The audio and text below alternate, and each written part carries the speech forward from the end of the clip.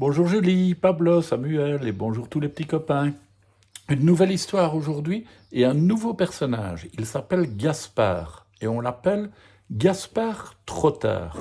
Et pourquoi donc?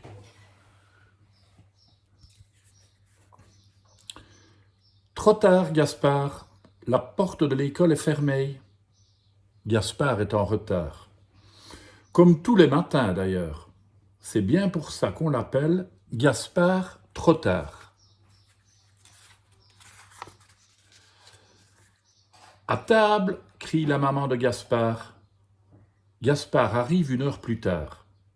Ses frites sont froides et sa glace a fondu. Pauvre Gaspard.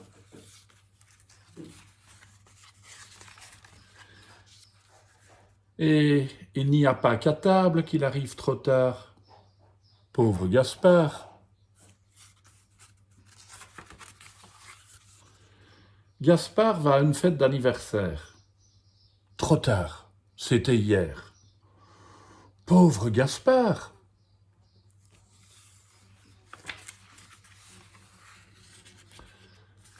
Glisser sur la neige, ça, c'est amusant.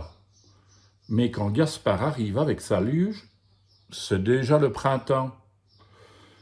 Ah, vraiment, Gaspard en a marre d'arriver trop tard. À partir de demain, je ne serai plus en retard, décide Gaspard. Je serai à l'heure, et même en avance.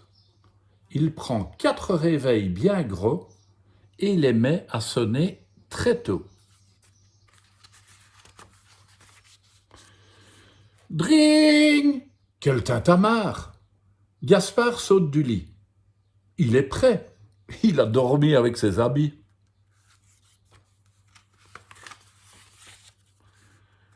Pas un bruit. Personne dehors. Tout le monde dort encore. Gaspard attend l'autobus. Il attend très longtemps. Le chauffeur a dû se lever en retard, se dit Gaspard, et il part en courant. La porte de l'école est fermée. Je suis le premier, se dit Gaspard tout content. La maîtresse sera bien étonnée. La voilà justement. Elle a mis un jogging et arrive en courant. Gaspard trouve ça bizarre. « Qu'est-ce que tu fais là ?» demande la maîtresse. « Je ne suis pas en retard, » répond Gaspard. « Tu es même en avance, » dit la maîtresse. « En avance de 2 jours. Aujourd'hui, c'est samedi. »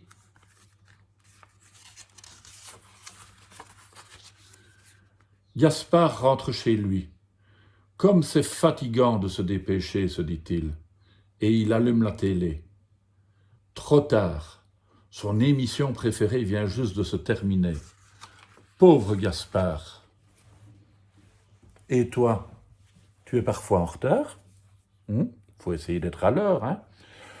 Et comme ça a été vite cette petite histoire, je t'en propose une deuxième. Hervé Télé. Vive la télé, c'est la devise d'Hervé Télé. Jamais il ne perd une occasion de la regarder. Toujours il se prend pour ses héros préférés. Aujourd'hui, tiens, il est type le super chien. Alors il dort dans un panier. Normal, tu ne trouves pas? Non? Mais Hervé Télé est comme ça. Hervé, ton petit déjeuner, appelle maman. Dans une gamelle, comme tu voulais. Mais voici que surgit un super-héros masqué. Waouh, c'est moi, Galaxy Billy, s'écrie Hervé Télé. Pour mon petit déjeuner, je mange exclusivement des flocons à neutrons maxi énergisés. Je me demande où je vais en trouver, soupire maman. Et toute la journée, Hervé Télé est Galaxy Billy. Pendant la leçon de mathématiques, franchissant le mur du son, il sauve des envahisseurs ses meilleurs amis. C'est très gentil, dit le professeur, mais je me pose une question. Avec un cerveau intergalactique plus puissant qu'un ordinateur, Pourquoi ne sais-tu pas faire une addition? Tu ne veux pas essayer d'être toi, Hervé? Le lendemain, maman a préparé les flocons à neutrons maxi énergisés. Quand elle entend un hurlement « Ouh, ouh, ouh !» C'est toi, Hervé? Es-tu redevenu type le super chien? Non, ce matin, d'un seul coup, Hervé Télé s'est transformé en loup-garou. Ouh, ouh, ouh! Et toute la journée, loup-garou, il est resté. Ouh, ouh, ouh! Les dents d'Hervé sont en plastique, mais les enfants n'en savent rien. Quand il menace de dévorer le lapin, c'est la panique. Le soir, il hurle à la lune dans le jardin. Ouh, ouh, ouh! Arrêtez ce boucan! Crient les voisins. Papa et maman sont découragés. Tu ne veux pas essayer d'être toi, Hervé? Pour préparer le petit déjeuner, maman consulte le programme de la télé. Si Hervé a regardé le programme sur les chimpanzés, il voudra manger des bananes. Des croquettes de poisson, s'il a préféré le dessin animé de Mouflette le chat. Comme ça, pas de drame, se dit maman, mais... Pas de déjeuner pour moi, annonce Hervé en arrivant. Juste un peu d'huile pour mon moteur. Horreur. Hervé a regardé sa cassette vidéo de Micmac le petit robot. Et toute la journée, Hervé Télé est un robot. Obligé de rester debout, ça n'est pas très amusant. Et par ce temps, impossible de jouer dans la cour. Car l'eau, tout le monde le sait, ça fait rouiller les robots. Le soir, l'orage a éclaté. Badaboum! La foudre, le tonnerre, et d'un seul coup, plus de lumière. Et surtout plus de télévision. Ça va durer jusqu'à demain, prévient papa.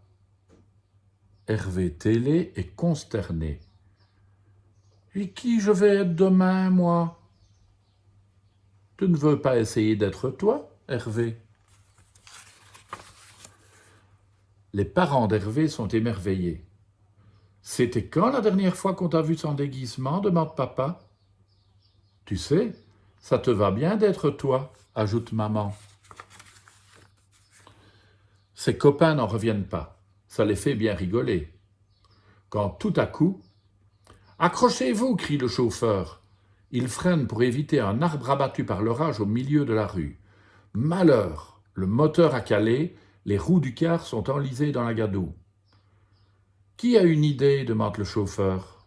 « Moi » répond Hervé Télé. « Je vais mettre des branches sous les roues. » Aussitôt dit, aussitôt fait.